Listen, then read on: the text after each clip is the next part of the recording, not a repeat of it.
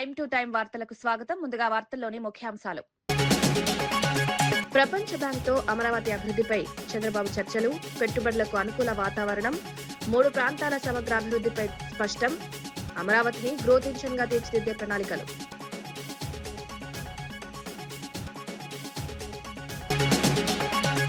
కేటీఆర్, హరీష్ పై పొంగులేటి తీవ్ర వ్యాఖ్యలు, అబద్దాలతో మభ్యల పెడుతున్నారని విమర్శ, తప్పుడు ప్రచారంతో మళ్లీ అధికారంలోకి రావాలనే ప్రయత్నం, నిజాయితీతో రాజకీయాలు చేయాలని సూచన.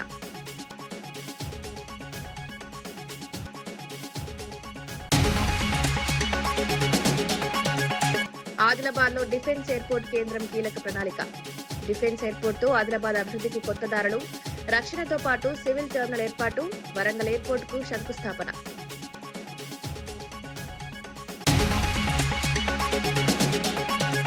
హరీష్ రావుపై ఎంపీ కిరణ్ రెడ్డి ఘాటు వ్యాఖ్యలు, 10 ఏళ్ల పాలనను మర్చిపోయారని విమర్శ, బీజేపీ కూడా బీఆర్ఎస్ స్క్రిప్ట్ అనుసరిస్తోందని ఆరోపణ, మేనిఫెస్టో హామీలో 30% కూడా అమలు కాలేదని విమర్శ.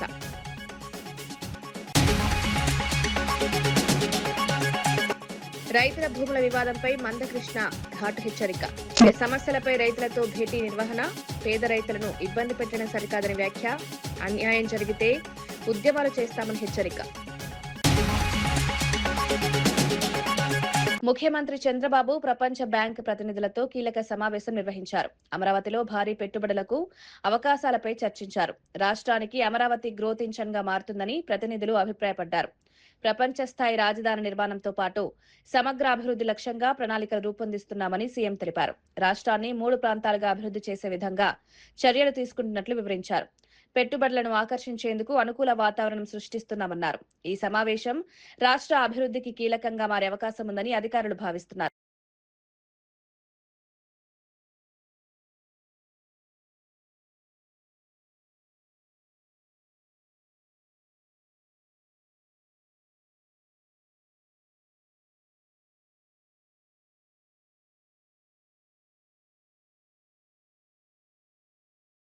మంత్రి నారా లోకేష్ మై టీడీపీ యాప్లో ఉత్తమంగా పనిచేసిన టాప్ 10 కార్యకర్తలతో ఆత్మీయ భేటీ నిర్వహించారు. కష్టపడిన వారిని గుర్తించడం పార్టీ సిద్ధాంతమని తెలిపారు. కార్యకర్తల పనితీరే వారికి గుర్తింపు తీసుకొచ్చిందని అభినందించారు. పార్టీ కార్యక్రమాలను సమర్థంగా అమలు చేస్తే టీడీపీ శతాబ్దం పాటు కొనసాగుతుందన్నారు. పార్టీ సిద్ధాంతాలను ప్రజల్లోకి తీసుకువెళ్లాలని దిశానిర్దేశం చేశారు. యాప్ను సమర్థంగా వినియోగించిన కార్యకర్తలను ఘనంగా సత్కరించారు.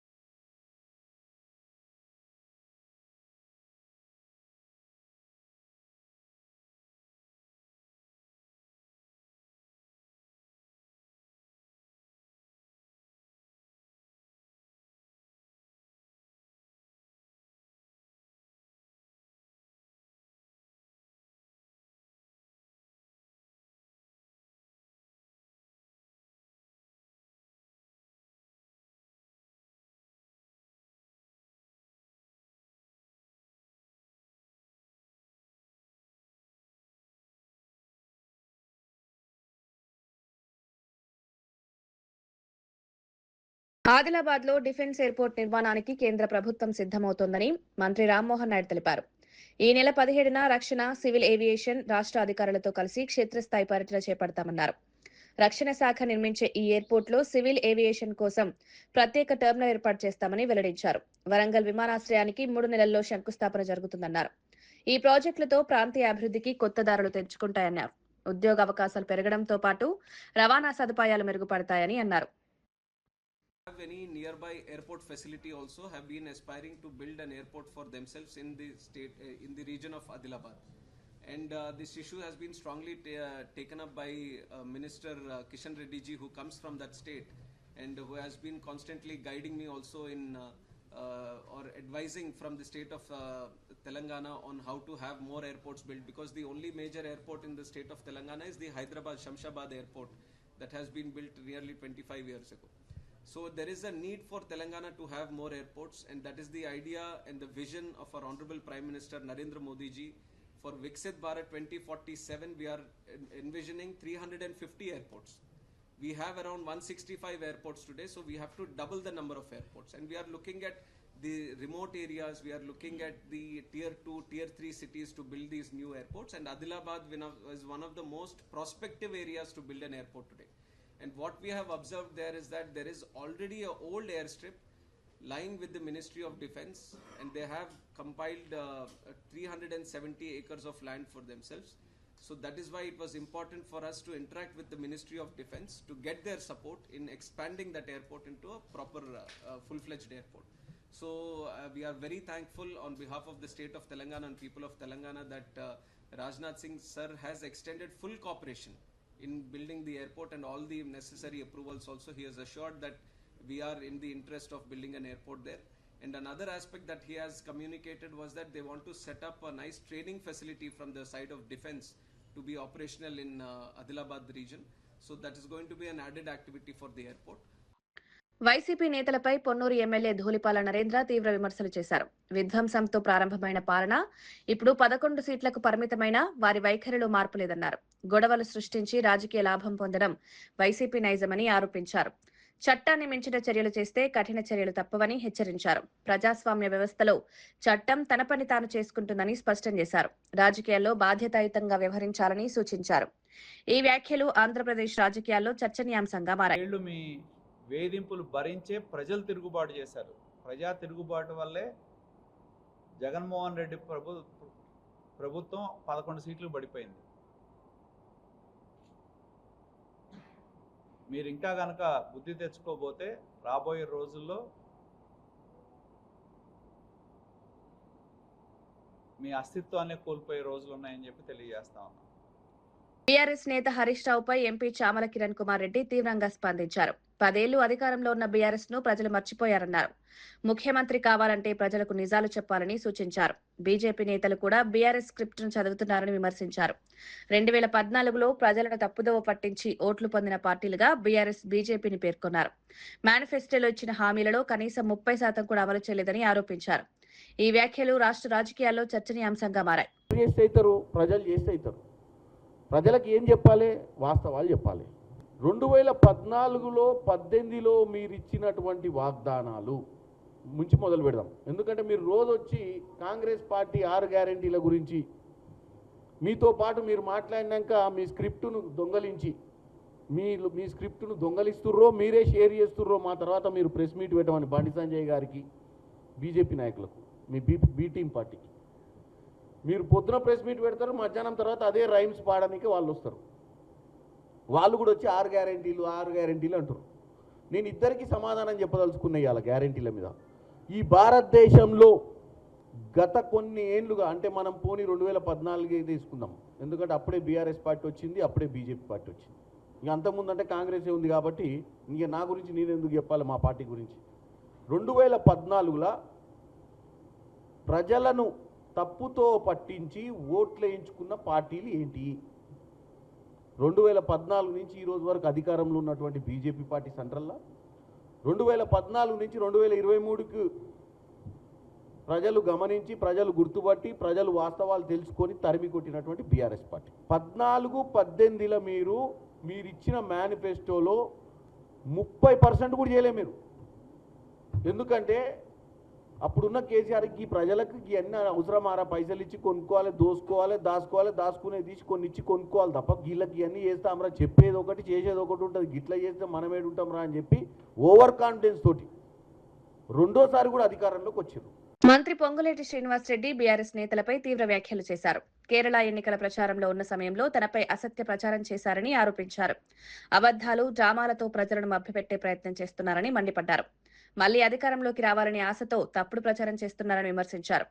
కేటీఆర్, హరీష్ రావు నేతృత్వంలోని బృందం ప్రజలను తప్పుదోవ పట్టిస్తోందన్నారు. రాజకీయాల్లో నిజాయితీ అవసరమని సూచించారు.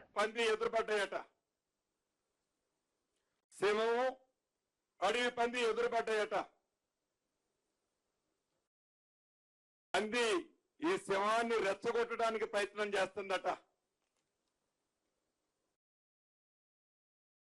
నువ్వేం చేయలేవు, నువ్వు అది చేయలేవు, నువ్వు ఇది చేయలేవు, నువ్వు ఎత్తుగా లావుగా ఉన్నావు అని ప్రేరేపణలు పేలుతుందట. పేలి పేలి పేలి శవానికి ఒక స్టేజ్ లో కోపం వచ్చిందట. వస్తే సింహం 2 అడుగులు ముందుకేసేసరికి ఈ అడవి పంది పక్కనే ఒక పెద్ద గుంట ఉందట, బురద గుంట. పోయి ఆ బురద గుంటలో పోయి మొత్తం ఆ బురద పుచ్చుకొని వచ్చి ఇప్పుడు రమ్మంటుందట. అంటే అది బురద రాసుకుంటే ఆ బురద సింహం రాసుకుంటది. 10 సంవత్సరాల్లో ఏవైతే ఈ రాష్ట్రాన్ని కొల్లగొట్టి ఆ బురదని ఈ ప్రభుత్వానికి అంటగట్టాలని ఎంత తాపత్రయపడుతుందో. మాజీ స్పీకర్ తమ్మినేని సీతారాం అమరావతి రాజధాని అంశంపై సంచలన వ్యాఖ్యలు చేశారు. ప్లాన్ బి మావిగన్ను అమలు చేస్తే ప్రపంచ స్థాయిలో పోటీ పడగలమన్నారు. అమరావతికి ఖర్చు చేస్తున్న మొత్తంలో కొంత భాగం మావిగన్ కు వెచ్చిస్తే అది నెంబర్ 1 రాజధాని అవుతుందని పేర్కొన్నారు. అప్పుల్లో ఉన్న రాష్ట్రంపై మరింత భారం మోపడం సరికాదని విమర్శించారు. ఈ విషయంలో ప్రభుత్వం సరైన ఆలోచన చేయడం లేదన్నారు. ఒక ప్రతిపక్ష రాజకీయ పార్టీగా మా బాధ్యత ఏంటి? సులభతరంగా మీరు పూర్తి చేసుకోగలిగే పరిస్థితి కల్పిస్తుంది. అందులో 10% మీరు ఖర్చు పెడితే నెంబర్ 1 ఎగ్జిక్యూటివ్ అవుతుంది, నెంబర్ 1 రాజధాని. మీరు ఆ పాట ఆలోచించలేదా బాబు గారు? మీకు ఆ మాత్రం తెలియదా? అలా తిరుపతి లడ్డూలో పందుకో కలిసింది, దీంట్లో ఇది 2 ఏళ్ళు ఆగారు దానికోసం. సాగది ఆఖరి తప్పను.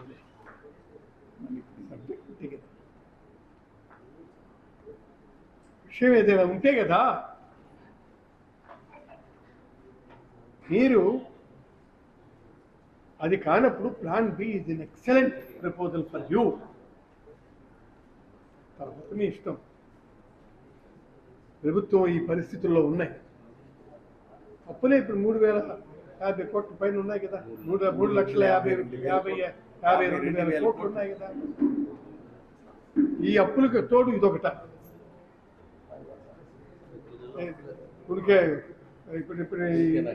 ఉనికే నక్క మీద తాటికాయ పడినట్టుగా ఇదొకటే. ఇంకెంత తెస్తారో తెలియదు. అందుకు మావిగాన్పై ప్రజలు, మేధావులు, విద్యావంతులు, పాత్రికేయులు, మహిళలు, విద్యార్థులు అందరూ కూడా యునానిమస్గా ఆలోచించి మావిగాన్ని సెలెక్ట్ చేసుకోండి అని చెప్తున్నారు. రైతుల హక్కులకు భంగం కలిగితే సహించబోమని మందకృష్ణ మాదిగ స్పష్టం చేశారు. అమీన్పూర్ మండలం ఐలాపూర్ గ్రామంలోని భూ వివాదాన్ని పరిశీలించి రైతులను పరామర్శించారు. సర్వే నెంబర్లు 1 నుండి 220 వరకు ఉన్న 1,265 ఎకరాల భూమిపై సమస్యలు కొనసాగుతున్నాయన్నారు. పేద రైతులను హైడ్రా ఇబ్బంది పెట్టడం సరికాదని మండిపడ్డారు. ప్రభుత్వ యంత్రాంగం రైతుల పక్షాన నిలవాలని సూచించారు. భూముల విషయంలో అన్యాయం జరిగితే పెద్ద ఎత్తున ఉద్యమాలు చేస్తామని హెచ్చరించారు. ఏ నిర్ణయం తీసుకోదలుచుకున్నా అది రైతులను, ప్రజలను భయభ్రాంతులు చేసే విధంగా ఉండకూడదని, అది హైడ్రా అయినా హైడ్రా నిబంధనల పరిధిలోనే భయభ్రాంతులు గురిగాని పద్ధతిలోనే వ్యవహరించాలని, రెవెన్యూ డిపార్ట్మెంట్ కూడా కోర్టు పరిధిలో ఉండబడే వివాదాస్పద భూముల అంశాలని అంతిమంగా పూర్తి తీర్పు వచ్చేంత వరకు సంయమనం పాటించాలని నేను ముఖ్యంగా రాష్ట్ర ముఖ్యమంత్రి గౌరవ రేవంత్ రెడ్డి గారికి విజ్ఞప్తి చేస్తున్నా, గుర్తు చేస్తున్నా. తెలంగాణలో భూముల దోపిడీ జరుగుతోందని బీఆర్ఎస్ నేత ఆర్ఎస్ ప్రవీణ్ కుమార్ ఆరోపించారు. గుట్టలు, భూములు ప్రైవేట్ కంపెనీలకు వెళ్లిపోతున్నాయన్నారు. లక్షల కోట్ల విలువైన ఆస్తులు కొద్ది సంస్థల చేతుల్లోకి వెళ్తున్నాయని విమర్శించారు. ప్రజల భవిష్యత్తుకు చెందిన సంపదను కాపాడాల్సిన అవసరం ఉందన్నారు. ప్రభుత్వంపై తీవ్ర విమర్శలు చేస్తూ పారదర్శకత అవసరమని సూచించారు. కీళ్ళ నొప్పులున్నా కాళ్ళ నొప్పులున్నా గుట్టల మీద మట్టి మొత్తం కూడా ఊపిరితిత్తుల్లో పీల్చుకొని గుట్టల బీమారి తెచ్చుకొని ఆంధ్ర పెత్తందారులు ఎంత ఇబ్బంది పెట్టినా తరతరాలుగా ఎంత దోపిడీ చేసినా కూడా కడుపులో పెట్టుకుంటూ మౌనంగా ఆరోధిస్తూ తెలంగాణ డెవలప్ చేసుకున్న తెలంగాణ ప్రజలారా, ఈరోజు మన గుట్టలు పిండి అవుతున్నాయి. ఈరోజు మన గుట్టలు పిండి అవుతున్నాయి. ఈరోజు మన గుట్టలు దోపిడీ గురవుతున్నాయి. మన భూములు దోపిడీ గురవుతున్నాయి. తెలంగాణ ప్రజల భావితరాలకు చెందాల్సిన లక్షల కోట్ల ఆస్తి రాఘవ కన్స్ట్రక్షన్ జోబులోకి పోతున్నది. మెగా కన్స్ట్రక్షన్ జోబులోకి పోతా ఉన్నది. ఇంకెంతో బడబడ కంపెనీల జోబులోకి పోతా ఉన్నది. ఇలా డీజిల్తో నడుస్తున్న జనరేటర్లు ఏవేవి కొత్వాల్గూడ ఏరియాలను అడిగితే మాకు వచ్చిన reply, assistant director mines and geology నుంచి వచ్చిన reply, Bhagat Singh stone crusher, Parameshwar Singh stone crusher, UN named stone crusher, Raghava constructions, Shri Sai mines, great India mining private limited. 4వ నెంబర్లో Raghava construction, survey number 63, Kothwalguda, mandal Shamshabad, Rangareddy, working on generator. This is not my కవిత్వం, this is AD mines and geology ఇచ్చిన కవిత్వం. ఆయన ఇచ్చిన notice ఇది, ఆయన ఇచ్చిన రిప్లై.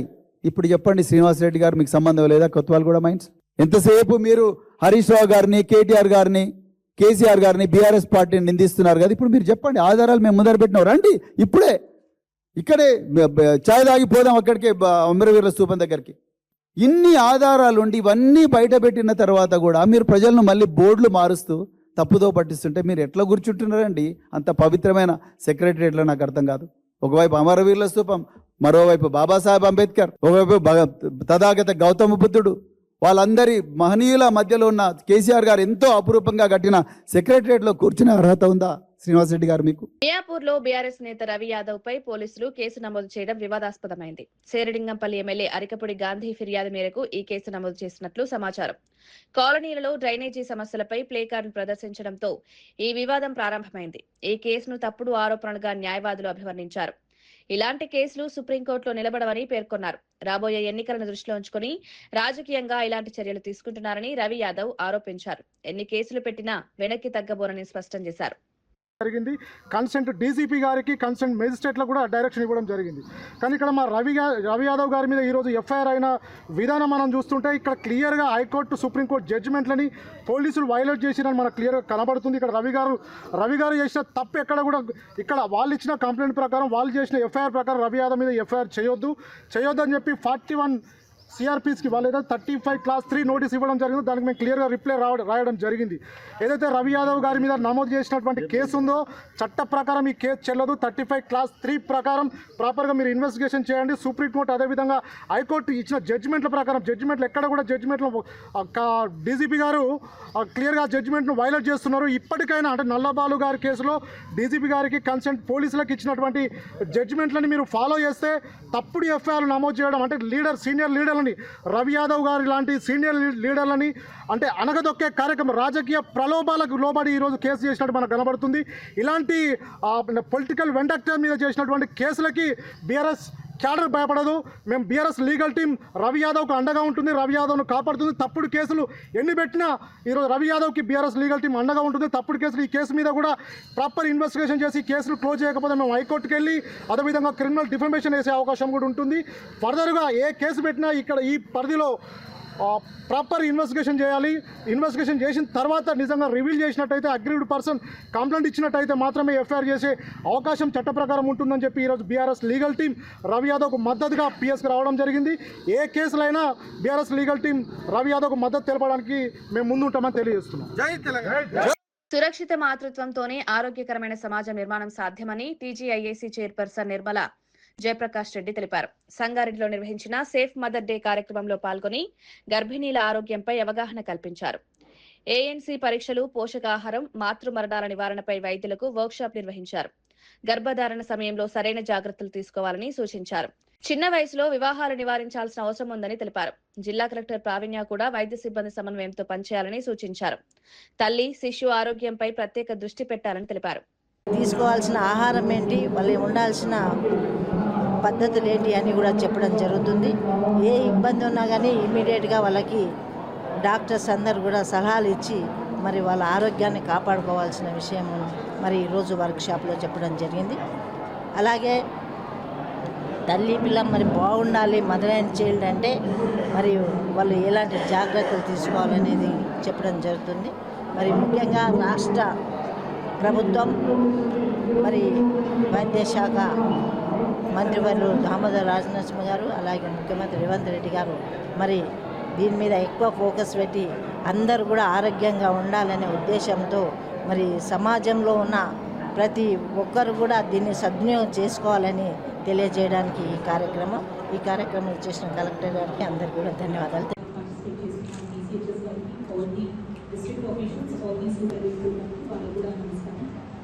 ఈరోజు మనము చూసుకుంటే మెయిన్ ఆస్పెక్ట్స్ ఒకటి యాంటీనేటల్ చెకప్స్ మీద మనము ఫోకస్ చేసుకోవాలి.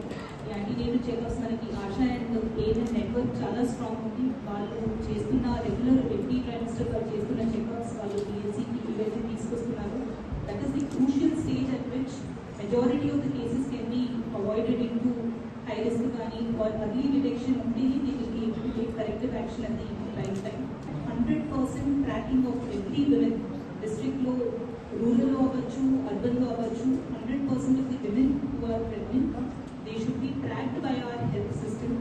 సో ఐ రిక్వెస్ట్ దట్ మీరు ఫీల్డ్ స్టాఫ్ని ఇంకా కొంచెం మోటివేట్ చేసి ఎవరిని కూడా వాళ్ళు మిస్ చేయకుండా they should all be updated in our system and regular ఇంటర్వెల్స్లో వాళ్ళకి జరగాల్సిన యాంటీనేటల్ చెకప్స్కి వాళ్ళు కంపల్సరీ రావాలి. అండ్ మనకి ఎవ్రీ మండే ఏదైతే యాంటీనేటల్ చెకప్స్ జరుగుతాయో అప్పుడు కూడా మనము రొటీన్గా కాకుండా if you detect any case of high risk pregnancy అవ్వచ్చు ఆర్ మీకు ఎక్కడైనా డౌట్ ఉన్నా కూడా please advise them to go for checkups, diagnostics అవ్వచ్చు ఆర్ ఇష్యూ ఎస్కలేట్ చేసి please ask them to visit special physician, gynaecologist కానీ ఎక్కడైతే రిక్వైర్మెంట్ ఉందో వాళ్ళని ఎర్లీ స్టేజెస్లోనే వాళ్ళకి గైడెన్స్ అనేది ఇవ్వాల్సిందిగా రిక్వెస్ట్ చేస్తున్నాను. Second thing when it comes to deliveries మన దగ్గర డిస్ట్రిక్ట్లో చూసుకుంటే ఇప్పటికీ కూడా ది సి సెక్షన్ రేట్ 23% అని ఇచ్చారు. But I think that is higher than that. Only the government rate 23 వస్తుంది. ఇందాక ఐ థింక్ డాక్టర్ చెప్పినట్టు 10 to 15% is what is recommended by WHO. It has to come down to that level and only in the rarest of rare cases ఎక్కడైతే మనకి తప్పని పరిస్థితుల్లో మాత్రమే we should be encouraging C section. Otherwise normal డెలివరీస్కి వాళ్ళని mindset అనేది వాళ్ళకి set చేయడం and secondly necessary guidance from early on. And it is not just the mother, family మెంబర్స్కి కూడా ఆ కన్సర్న్ గైడెన్స్ అనేది అవసరం ఉంది. సో దాంట్లో the concern doctors who are there regular doctor చూసే వాళ్ళకి మీరు గైడెన్స్ ఇవ్వాల్సిందిగా రిక్వెస్ట్ చేస్తున్నాను. And third, post natal care is becoming more and more important for 2 reasons. ఒకటి మనం చూసుకుంటే డిస్ట్రిక్ట్లోనే నా మెటర్నల్ మోర్టాలిటీ మనకి 7 అనేది లాస్ట్ ఇయర్ ఫిగర్స్ ఉంది, which is very very high for today's standards. Maybe once upon a time when we did not have proper sanitation, did not have proper technology, that number would have been acceptable. But today 7 అనేది, though it is an improvement from last year 24-25. మంత్రి Ponguleti శ్రీనివాసరెడ్డిపై MLA Vivekananda తీవ్ర విమర్శలు చేశారు. ఎంత అవినీతి అన్యాయం చేసినా తనను ఎవరు ఆపలేరన్న ధోరణితో మాట్లాడుతున్నారని ఆరోపించారు. ప్రజల సమస్యలను పట్టించుకోకుండా అహంకారంతో వ్యవహరిస్తున్నారని మండిపడ్డారు. రాజకీయాల్లో బాధ్యతాయుతంగా ఉండాల్సిన అవసరం ఉందన్నారు. ఈ విధమైన వ్యాఖ్యలు ప్రజల్లో అసంతృప్తి కలిగిస్తాయని తెలిపారు. ప్రజల్లో ఉన్న నాయకులు ప్రజలకు జవాబుదారీగా ఉండాలని సూచించారు. ఎంత పొగరుతో మాట్లాడుతున్నాడంటే అసహనం ఎంత పొగరు ఎంత కనపడ్డదంటే, నేను ఏఐసీసీకి ఏటీఎంగా మారినా, నేను ఏసీకి డబ్బులు ఇచ్చుకుంటున్నా, నాకు తిరుగులేదు, నన్ను ఆపేటాడు కూడా లేడన్నట్టు మాట్లాడుతున్నాడు. ఎన్ని తప్పులు చేసినా, ఎన్ని అన్యాయాలు చేసినా, ఎంత అవినీతి చేసినా, ఎంత అరాచకాలు చేసినా, ఎన్ని దౌర్జన్యాలు చేసినా నన్ను ఆపటోడు ఎవ్వడు లేడి రాష్ట్రంలో అనే విధంగా పొగరుతో మాట్లాడినాడు. ఈ యొక్క పొంగులేటి శ్రీనివాసరెడ్డి అనేట ఆయన బాంబులేటిగా అయిపోయిండు, ఇప్పుడు పొగురులేటిగా పోయిండు, బొంకులేటిగా మంత్రి తయారైనాడు. ఏం భాష అండి? ఏం మాట్లాడినాడు? ఏమని మాట్లాడడానికి మన నాయకుల మీద ఏదో మాట్లాడుతున్నాడు. ఇదే పెద్దలు కేసీఆర్ గారి దగ్గర, ఇదే మా అప్పుడు మంత్రిగా ఉన్నటువంటి కేటీఆర్ గారి దగ్గర, ఇదే మా హరీష్ రావు గారి దగ్గర గంటలు తరబడి వెయిట్ చేసే సంగతి మర్చిపోయినావా పొంగులేటి శ్రీనివాసరెడ్డి గారు? గంటలు పొద్దున వస్తే రాత్రి వరకు వీళ్ళ కాలు నా ముందు మొక్కినావు కదా, నేను చూసినా కదా కాలు మొక్కుతుంటే. అంటే అధికారం ఉన్నప్పుడు ఒకటి, లేనప్పుడు ఒక తిరిగి మాట్లాడతావా? నీలాంటి వాళ్ళు ఇంతమంది ఉన్నారు, ఇంతమంది వస్తారు అడిగి చూసినాం మా కళ్ళం కూడా. ఏదో పోయి ఏడవి మంత్రి పెద్ద మాట్లాడుతున్నావు, నువ్వు ఒక బ్రోకర్వి, నువ్వు పోయి ఏడ మంత్రి అయిపోగానే ఇష్టపడి మాట్లాడతావా? అంటే ఇక్కడ ఉన్నప్పుడు ఏమో కాళ్ళు పట్టుకుంటావు, దేవుళ్ళు అంటావు, గంటలు గంటలు వెయిట్ చేస్తావు, ఇప్పుడేమో అధికారం రాగానే అధికార మదంతో మాట్లాడతావా? కాబట్టి మొత్తం ఈరోజు స్పష్టంగా అసెంబ్లీలో 28 తారీఖున మార్చ్ 28 రోజు మైండ్స్ ఒక పద్దుల మీద, అంటే ఇండస్ట్రీస్ పద్దుల మీద మాట్లాడేటప్పుడు మా party ఉపనాయకులు, legislative party ఉపనాయకులు Harish Rao గారు స్పష్టమైన ఆధారాలతో పాటు స్పీకర్ గారు, అంటే అందరి సభ ముందు తన యొక్క కంపెనీ అవినీతిని బయట పెడితే నీ ముందే కదా మాట్లాడింది ఆ రోజు, మేము కూడా ఉన్నాం కదా, నీ ముందే కదా ఆ రోజు హరీష్ రావు గారు అన్ని బయట పెడితే సమాధానం చెప్పలేక పోయి మంత్రులందరితో ప్రలోభపడి వాళ్ళందరితో ప్రధేయపడి ముఖ్యమంత్రి గారి దగ్గర పోయి వాళ్ళతో చెప్పించుకొని దమ్ము లేదా 28 తారీఖు మాట్లాడితే ఈరోజు 8వ తారీఖు 12 రోజుల తర్వాత, దాదాపు 10-12 రోజులు 11-12 రోజుల తర్వాత ఈరోజు బయటకు వచ్చి మాట్లాడుతున్నావే. ఆధారాలతో పాటు అవసరం అనుకుంటే మావి తప్పైతే మమ్మల్ని ఉరి తీయండి, దేనికైనా సిద్ధమని చెప్పేసి మేము ఛాలెంజ్ చేసినాం ఆ రోజు. హరీష్ రావు గారు సమాధానం లేదా రోజు నీకు? తప్పించుకో, రాత్రి ఫ్లైట్ ఎక్కి కేరళ వెళ్ళిపోయినావు. పోతే ఏంది ఇక్కడ అంతా మంత్రులందరితో ఏం చెప్పిస్తావు? రాఘవ కన్స్ట్రక్షన్స్ ఎవరిదని చెప్పించినావు? ఎవరిదో ముఖ్యమంత్రి గారు సభలో ఆన్ రికార్డ్ రాఘవ కన్స్ట్రక్షన్స్కి పొంగులేటి శ్రీనివాస్ గారికి ఇదే బొంకులేటి శ్రీనివాస్ రెడ్డికి ఏం సంబంధం అండి అన్నాడు. ఏదో దూర బంధువు రెడ్డి అయినంత మాత్రాన కలుస్తారు, ఆ చుట్టరికరం కలుస్తుంది, ఎక్కడ చుట్టరికం దూరం చుట్టరికం కలుస్తుంది, కానీ ఆయనకి ఏం సంబంధము అన్నాడు. ఇంతకంటే దిగజారుడు, ఇంతకంటే సిగ్గుచేటమని ఉంటుందా? ఈరోజు వచ్చి దానికి అంతా కూడా వివరణ ఇస్తా ఉన్నారు ఈరోజు. అంటే ఆ రోజు అసెంబ్లీలో ఒక మాట, ఈరోజు ఒక మాట. ఆ రోజు తప్పించుకోబోయింది బీఆర్ఎస్ పార్టీ కాదు, మేము కాదు, తోక ముడుచుకొని దొంగలేక పారిపోయిన ఆ రోజు పొంగిరెడ్డి శ్రీనివాసరెడ్డి కేరళకు అని చెప్పి చెప్తానని. దొంగలేక పారిపోయిన రోజు. నల్గొండ జిల్లా మాన్యం చెల్కల్లో నూతనంగా నిర్మించిన పట్టణ ప్రాథమిక ఆరోగ్య కేంద్రాన్ని మంత్రి కోమటిరెడ్డి వెంకటరెడ్డి ప్రారంభించారు. 2 కోట్ల రూపాయల వ్యయంతో నిర్మించిన ఈ భవనం ద్వారా పేద ప్రజలకు నాణ్యమైన వైద్య సేవలు అందించడమే లక్ష్యమన్నారు. ఉచిత వైద్య సేవలను మరింత విస్తరించేందుకు ప్రభుత్వం కృషి చేస్తోందని స్పష్టం చేశారు. ప్రతి కుటుంబానికి ఆరోగ్య భద్రత కల్పించే దిశగా చర్యలు కొనసాగుతున్నాయన్నారు. గ్రామీణ ప్రాంతాల్లో వైద్య సదుపాయాలు మెరుగుపడతాయని పేర్కొన్నారు. ఈ కేంద్రం ప్రారంభంతో స్థానికులకు ఆరోగ్య సేవలు చేరువయ్యాయి. అంతా ఓల్డ్ ఏజ్ వాళ్ళు, ప్రెగ్నెంట్ లేడీస్ రోజు 40-50 మంది వస్తున్నారు, ఇబ్బందిగా ఉందని చెప్పి చిన్న రూమ్లో డాక్టర్ గారు నాకు చెప్పినప్పుడు నాకు ఆలోచన వచ్చి జైల్స్ డీజీపీ మన సౌరభ్ మిశ్రా గారిని కన్వీన్ చేసి జైళ్లలో జైలు వాళ్ళు ఒక యార్డు కూడా ల్యాండ్ చేయరు, అలాంటిది వారు కన్వీన్ చేసి ఈ పరిస్థితుల్ని దాదాపు 40,000 మందికి 13 డివిజన్లలో ప్రైవేట్ హెల్త్ సెంటర్ కట్టాలనుకుంటున్నాం అని చెప్పినప్పుడు వారు కూడా సెక్రటరియట్లో నా ఛాంబర్కి వచ్చి ఇమీడియట్గా ఆర్డర్లు ఇవ్వడం చాలా సంతోషం. ఈరోజు అక్కడ పిఎస్సిలో రెంటల్ రూమ్లో ఉన్నప్పుడు. వార్తలు ముగించే ముందు ముఖ్యాంశాలు మరోసారి. ప్రపంచ బ్యాంక్తో అమరావతి అభివృద్ధిపై చంద్రబాబు చర్చలు, పెట్టుబడులకు అనుకూల వాతావరణం, 3 ప్రాంతాల సమగ్ర అభివృద్ధిపై స్పష్టం, అమరావతిని గ్రోత్ ఇంజిన్ గా తీర్చిదిద్దే ప్రణాళికలు.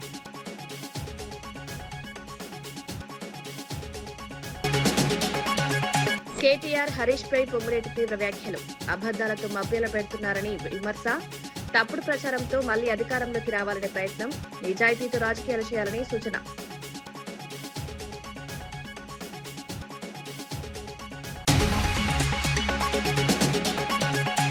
ఆదిలాబాద్ లో డిఫెన్స్ ఎయిర్పోర్ట్ కేంద్రం కీలక ప్రణాళిక. డిఫెన్స్ ఎయిర్పోర్ట్ తో ఆదిలాబాద్ అభివృద్ధికి కొత్త దారులు, రక్షణతో పాటు సివిల్ టెర్మినల్ ఏర్పాటు, వరంగల్ ఎయిర్పోర్ట్ కు శంకుస్థాపన.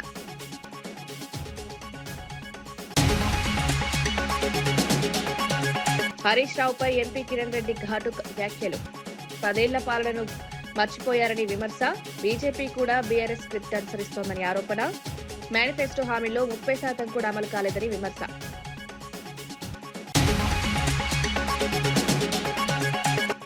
రైతుల భూముల వివాదంపై మందకృష్ణ ఘాటు హెచ్చరిక, సమస్యలపై రైతులతో భేటీ నిర్వహణ, పేద రైతులను ఇబ్బంది పెట్టడం సరికాదని వ్యాఖ్య, అన్యాయం జరిగితే ఉద్యమాలు చేస్తామని హెచ్చరిక. ఇవి ఈనాటి వార్తా విశేషాలు. మరో బులెటిన్లో మళ్ళీ కలుద్దాం. నమస్కారం.